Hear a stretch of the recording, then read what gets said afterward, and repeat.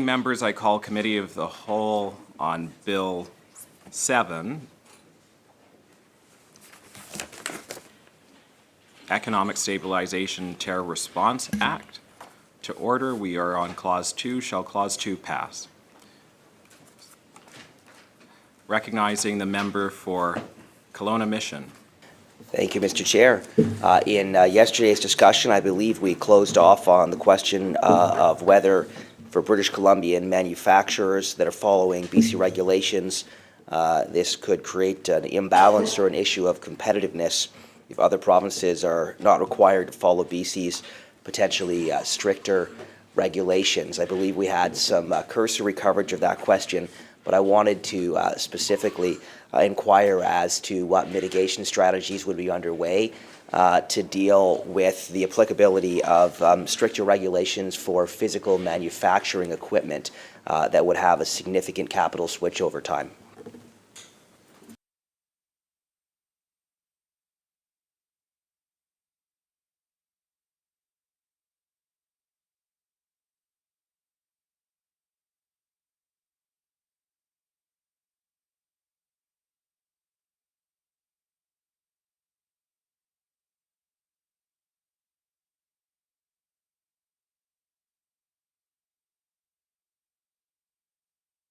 Recognizing the Attorney General.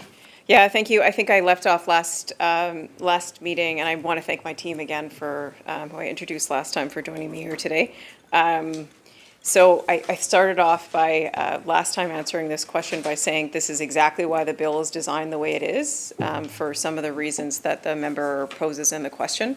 So there are three ways that we can assess things like that, or take care to make sure that we are supporting BC businesses in the economy. So one is the regulation making power that ministers are empowered to do. So ministers will be studying to see what, and I think we talked at length last time about the JEDI study that is happening and underway right now to try to understand the tariff impact to the economy and also how we can support BC businesses. So decisions will be guided by that. And then the third level of protection and, I guess, thoughtfulness and how the work would be approached would be the long-term plans that would be necessary. So we remember that this legislation has a sunset clause attached to it. So what that means is that ministers are tasked with the longer-term plans of transforming that legislative or regulatory framework that applies to that industry, whatever is in their purview of where they would like to protect or understand how we can respond with our regulation or legislative making powers. Recognizing the member for Kelowna Mission. Thank you, Mr. Chair. While those are all important areas, what I don't hear is any acknowledgement or strategy around the sunk capital cost associated with manufacturing. So if you have a manufacturing facility that could have millions, tens of millions, or hundreds of millions of dollars in sunk costs on manufacturing equipment that is compliant with a BC standard but may not be compliant with another jurisdiction, or another jurisdiction may have different or lower standards that create a significant competitive gap because a BC company was previously, prior to any changes, required to act in accordance with a BC standard. There may be a significant carry forward capital cost that's being capitalized over the long term and cannot be recovered, or there could be significant capital cost to switching out manufacturing equipment in order to ensure that it is, or to enable it to be compliant with a different standard that might allow for a more competitive cost of manufacturing. So I hear a lot of talk about mitigation strategies, but I'm wondering whether any analysis has been duly undertaken in order to understand what the economic deadweight loss would be of those kinds of sunk capital investments that would no longer be relevant subsequent to the implementation of such rules and subsequent to more competition from other jurisdictions with different or lower standards around manufacturing, and thus lower capital costs embedded in the long-term cost of manufacturing.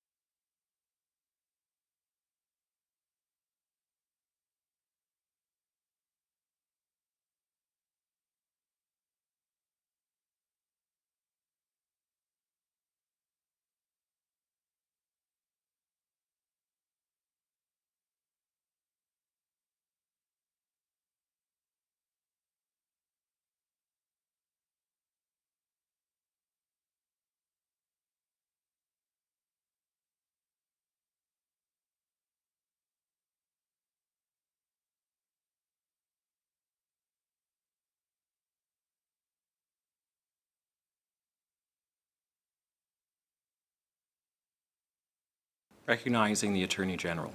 Thank you. So I'll give a manufacturing specific answer based on the question. So we'll start by saying, I think when we understand what manufacturing, what it involves, is it usually always involves inputs from many different areas. So in that context, the ability to access inputs to manufacturing and BC-made manufacturing through the dropping of interprovincial trade barriers is an opportunity for manufacturers to further their ability to source products or use products in BC to get to their end goal of manufacturing. And that's certainly something that I think is important to those businesses. I already mentioned the safeguards that are in place in this legislation to allow ministers and teams to do the thoughtful work of understanding if such a scenario that was presented in the hypothetical does exist.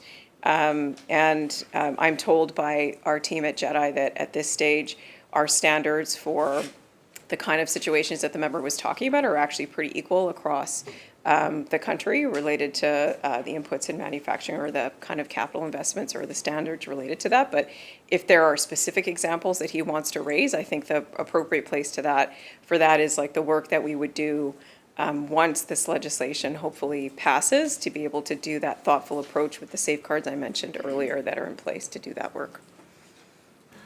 Recognizing the member for Kelowna Mission.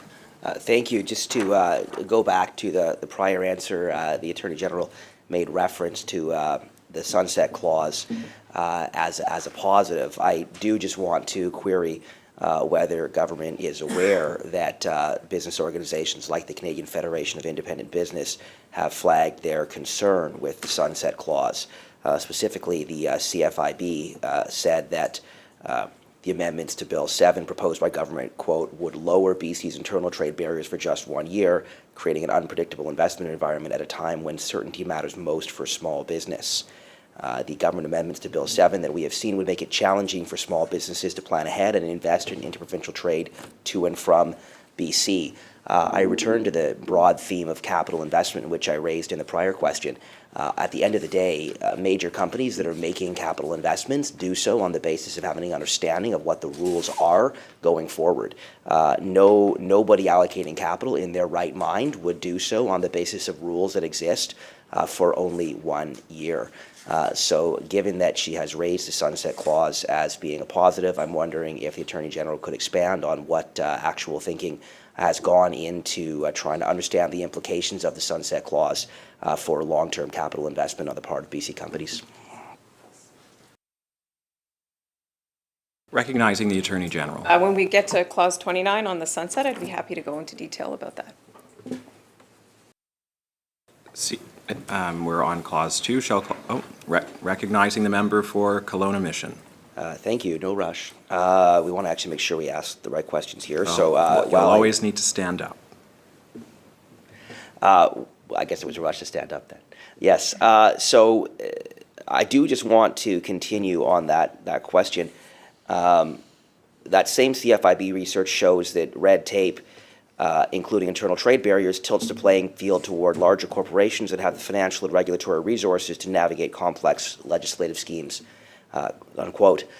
With changes happening, including these kinds of changes, one of the main issues, which is always the case when legislation changes, is that those companies that are larger, that are more resourced, that have regulatory and policy departments are often more equipped to navigate complexity and change, particularly complexity and change that is short term or that is uncertain relative to small businesses that don't have full-time compliance departments dealing with these matters.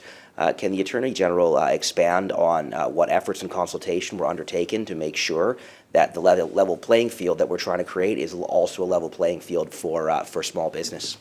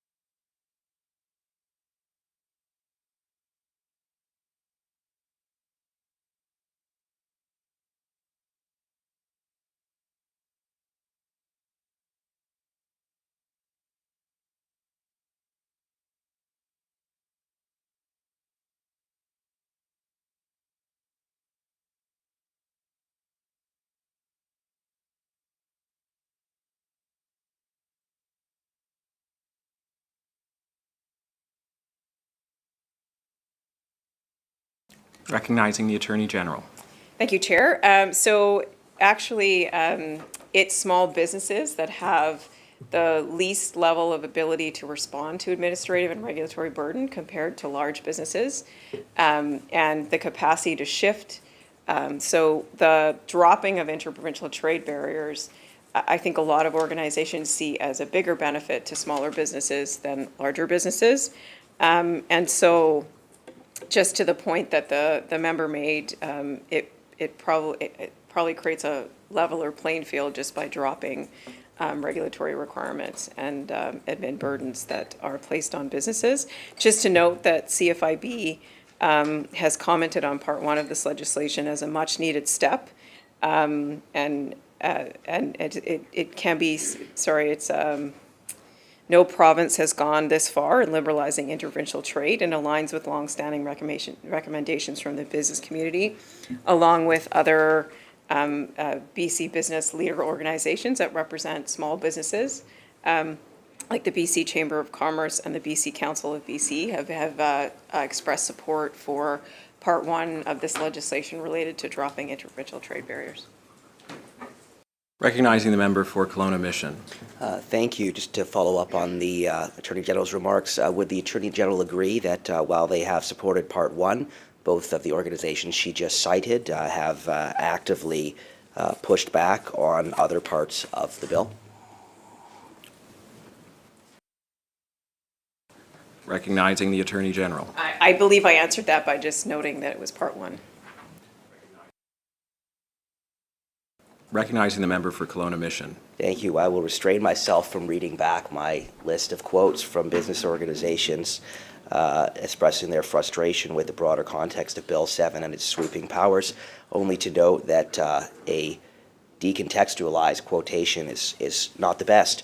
I will, on that note, also bring up once again, since the Attorney General has quoted from the CFIB, the CFIB has specifically flagged their concern about the one-year sunset clause. And as we talk about small business, I think what the Attorney General is not acknowledging is that absolutely the burden of interprovincial trade barriers disproportionately impacts small businesses.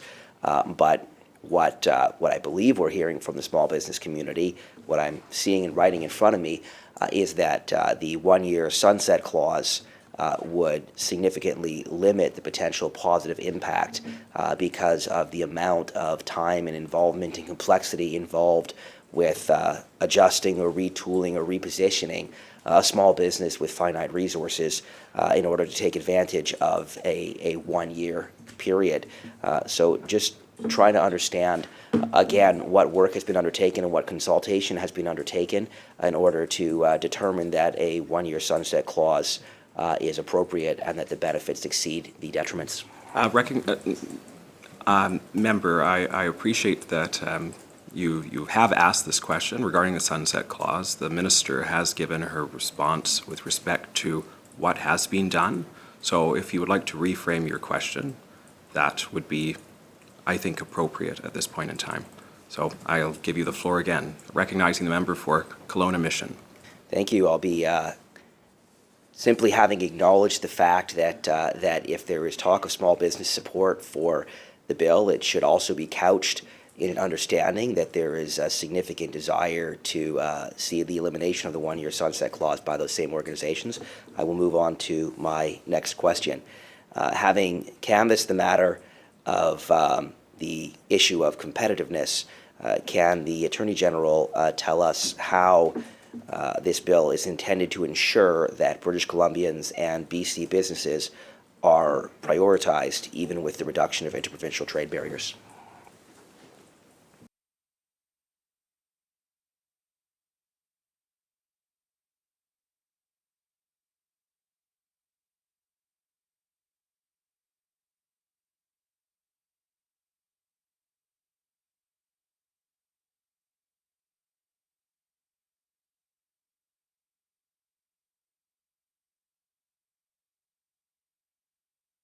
Recognizing the Attorney General. Thank you, Chair. I've canvassed many times the work that's happening with ministries to do exactly that, which is the whole point of the work that we're doing, which is to make sure that we stabilize our economy and support BC businesses, and I'd be happy to get into it more in Clause 5. Recognizing the member for Kelowna Mission. Thank you. And what precedent does Clause 2 set for future trading partnerships with other provinces?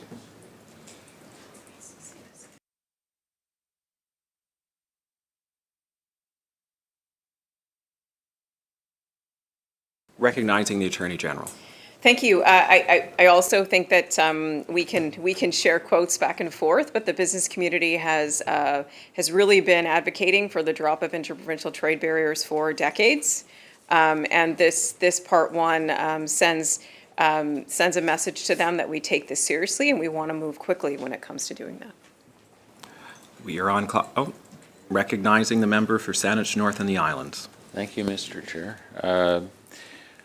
One of the aspects of Clause 2 relates to, and it's related to the ability to move quickly within this first year, is the ability through cabinet order to override amendments, which includes legislation, which is a significant power that is embodied in this legislation.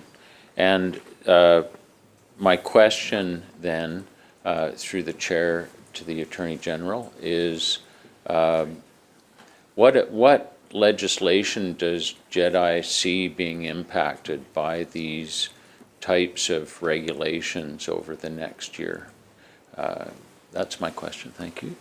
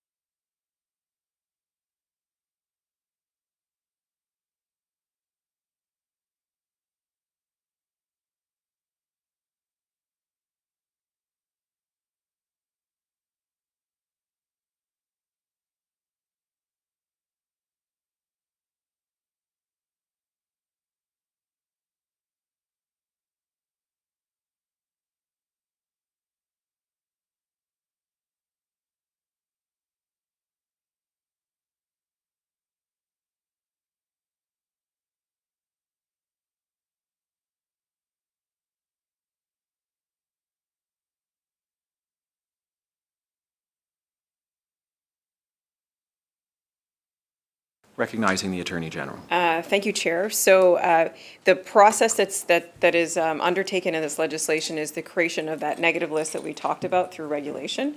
So it will be very clear and transparent whenever this power is used under this section, and that it also creates the time for the bigger work that we talked about all the time. I'm told by JEDI that the work, and we mentioned the different tables that are happening as this is coming at us pretty quickly.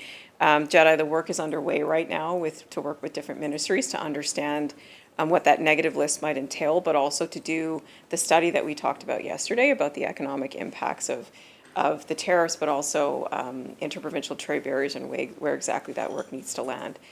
So that's the process that would be underway or included in, and that would show what was being used in terms of the Section 2 powers described. Recognizing the member. House Leader. Thank you, Mr. Chair, and thank you, Attorney General, for the answer. The work that JEDI is doing is really foundational in terms of identifying the negative list, and when we get into future sections of the legislation, how ministers and ministries will approach exemptions and application within a regulatory environment. You mentioned yesterday that JEDI is working on effectively impact analysis, and I think you mentioned industry impacts, GDP, and employment as we look at particular measures. My question through the chair is, will JEDI also look at the impacts of particular regulations on the environment, on low and middle income families, on Indigenous nations, in order to have a full picture of the impact that a change in regulation under this act will have? Thank you.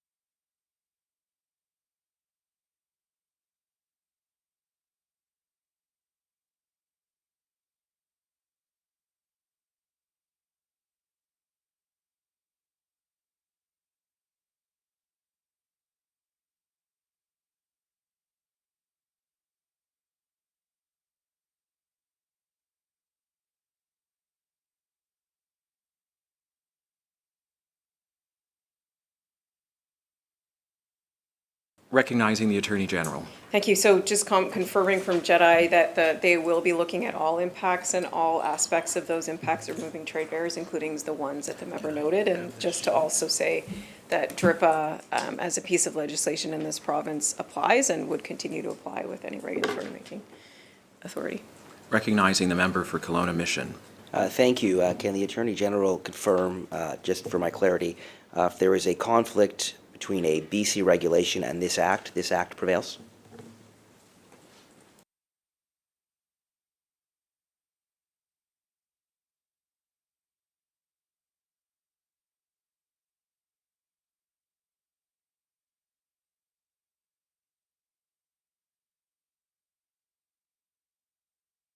Recognizing the Attorney General. Yes, so the way the Act is designed, that this section works in collaboration with when these regulations are brought into force, when the section is brought into force. So when it is brought into force, it'll be very clear what that negative list is out there for the public, and therefore it'll be clear that any conflict that arises, these provisions or any regulation made under this provision would prevail. Recognizing the member for Kelowna Mission. Thank you. So again, for clarity, if anything can be sold into BC through this clause, is it still required to go through regular sales channels? The example being that liquor stores are required by regulations to be stocked by the liquor distribution branch. Through this legislation, could a liquor store branch purchase liquor from New Brunswick to sell in British Columbia that doesn't come through the LDB as per regulations?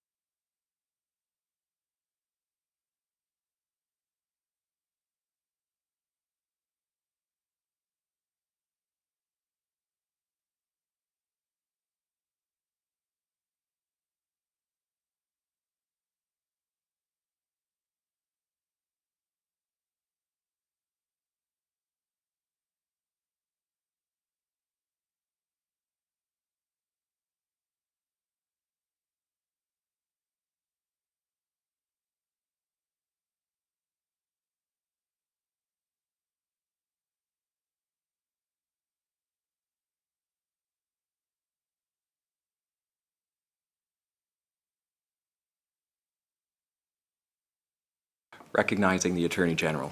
Thank you. So we canvassed liquor yesterday, and I talked about the work that's going on right now to do some of the things that the member is asking. So what I would say is that work is underway right now with JEDI, and really the answer is it depends, right? So what the minister has the ability to do is design a regulation and a negative exemption list that does certain things that may, I'm speculating because the minister's not here, but may make it easier to put things from different provinces on our shelves with, oh yeah, she's here, she can't talk though. But it would be designed in a way that protects the things that you would want to protect in terms of supporting BC businesses and drops the barriers that you would want to drop, so. Minister, I believe you want to move something right now. Honourable Chair, I move that the committee rise and report progress and ask leave to sit again. Members have heard the question. Those in favor indicate aye. Opposed indicate nay. The motion's carried. This committee stands adjourned.